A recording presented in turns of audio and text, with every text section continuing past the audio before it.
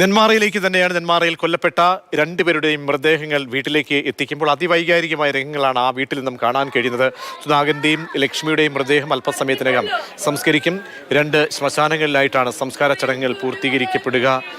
വീട്ടിലേക്ക് മൃതദേഹം എത്തിക്കുമ്പോൾ ഉറ്റവരായി ഏറ്റവും അടുപ്പമുള്ള മകൾ പൊട്ടിക്കരയുന്ന രംഗങ്ങളിലാണ് കാണാൻ കഴിയുന്നത്.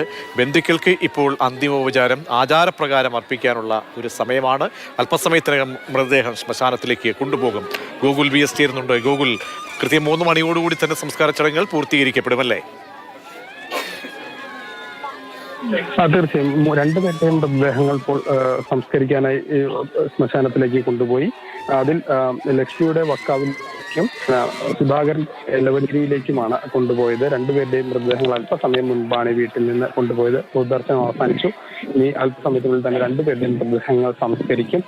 വളരെ വിഷമകരമായ ഒരു സാഹചര്യത്തിലൂടെയാണ് ഈ കുടുംബം കടന്നു പോകുന്നതെന്ന് പറയാതെ വയ്യ. കാരണം ഇത്തരത്തിൽ ഒരേ സാഹചര്യത്തിൽ 3 പേർ, ഒരു കുടുംബത്തിൽ 3 പേർ കൊല്ലപ്പെടുന്ന ഒരു സ്ഥിതി, ഒരേ പ്രതിയുടെ അല്ലെങ്കിൽ ചെന്താമര എന്ന ഒരാളുടെ കൈകൊണ്ട് 3 പേർ കൊല്ലപ്പെടുന്ന ഒരു സ്ഥിതിയാണ് വന്നിട്ടുള്ളത്. അത്രമാത്രം വിഷമകരമായ ഒരു സാഹചര്യത്തിലൂടെയാണ് ഈ കുടുംബം കടന്നു പോകുന്നത്. ഇതൊരു പ്രധാനപ്പെട്ട ഒരു ആവശ്യം എന്ന് പറയുന്നത് ഇത്തരത്തിൽ ഈ പ്രതിയെ എത്രയും പെട്ടെന്ന് പിടികൂടണം എന്നുള്ളതാണ്. കാരണം അല്ലെങ്കിൽ ഈ നാടിന്റെ തന്നെ സുരക്ഷയെ അത് ബാധിക്കുമെന്നും ഇവർ ആശങ്കപ്പെടുന്നു.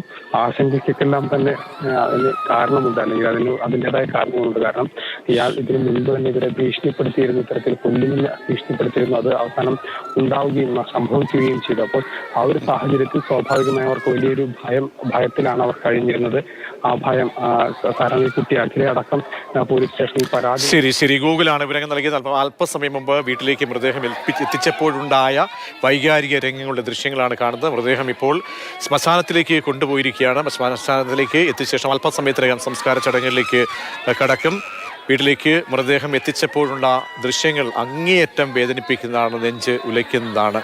മകൾ അഖിലയുടെ ആ ഒരു നിലവിളിയാണ്. ഉള്ളു പൊട്ടി ഇനി അച്ഛനെയും അമ്മയും ജീവനോടെ കാണാൻ കഴിയില്ല, മുത്തശ്ശിയെയും കാണാൻ കഴിയില്ല എന്ന് അലമുറയിട്ടുകൊണ്ട് കരയുന്ന ആ കൊച്ചുമകളെയും മകളെയും ആണ് നമ്മൾക്ക് കാണാൻ കഴിയുന്നത്.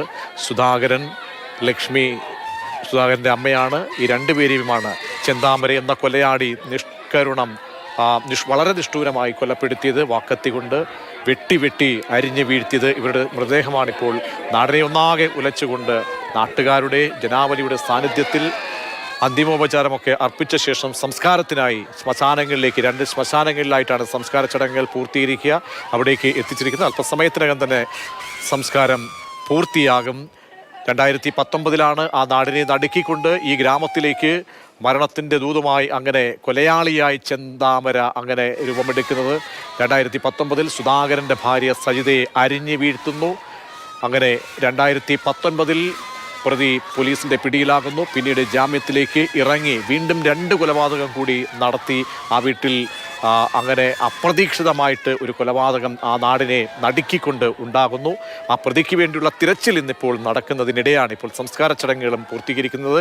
കഴിഞ്ഞ ദിവസം പുറത്തു വന്ന പോസ്റ്റ്മോർട്ടം റിപ്പോർട്ടൊക്കെ നമ്മൾക്ക് വായിച്ചപ്പോൾ തന്നെ കേൾക്കുമ്പോൾ തന്നെ എത്രത്തോളം നടുക്കമുണ്ടാക്കുന്നതായിരുന്നു. കാരണം ഒരു കൊലയാളി ഒരു വീട്ടിലേക്ക് കടന്നു ചെല്ലുന്നു, ഒരു ഗൃഹനാഥനെ വഴിയിൽ വെച്ച് ആ വീടിന് തൊട്ടുമുന്നിൽ വെച്ച് അരിഞ്ഞു വീഴ്ത്തുന്നു, അമ്മയെ നിഷ്കരുണം വെട്ടി നുറുക്കി ഇല്ലാതാക്കുന്നു. ആഴത്തിലുള്ള മുറിവുകളാണ്. പ്രായം പോലും വകവയ്ക്കാതെ ആ പ്രതിയുടെ ഭാഗത്തു നിന്നും ഉണ്ടായത്. അങ്ങനെ പ്രതി അവിടെ നിന്ന് കടന്നു കളഞ്ഞിരിക്കുന്നു. മരണത്തിൻ്റെ ദൂതുമായി എത്തി ഒരു കുടുംബത്തെ അങ്ങനെ ഇല്ലാതാക്കിയ ശേഷം ശേഷിക്കുന്നവരുടെ വിലാപമാണ് നമ്മളിപ്പോൾ സംസ്കാര ചടങ്ങിന് മുന്നോടിയായി കാണാൻ കഴിയുന്നത്.